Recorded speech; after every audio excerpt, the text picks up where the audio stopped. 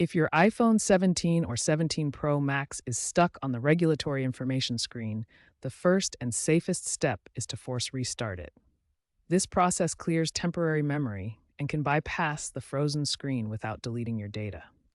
Here's how. Quickly press and release the volume up button, then quickly press and release the volume down button. Finally, press and hold the side button until the Apple logo appears. This may take 10 to 15 seconds. Your iPhone should reboot, hopefully resolving the issue. This method resolves 75 to 85% of these startup issues.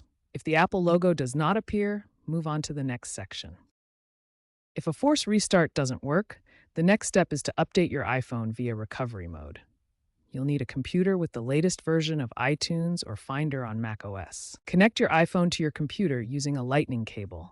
Then, force restart your iPhone into recovery mode by pressing volume up, then volume down, then holding the side button until the Connect to iTunes screen appears. On your computer, open iTunes or Finder. You'll see a prompt about your iPhone. Choose Update to download and install the latest iOS version, such as iOS 18.1.1. This fixes corrupted system files that cause the freeze. This process preserves your data if you've backed it up. Let the update complete without disconnecting your device. It may take 30 to 60 minutes. If the update fails or the issue persists, contact Apple support for further assistance, such as DFU mode or hardware diagnostics.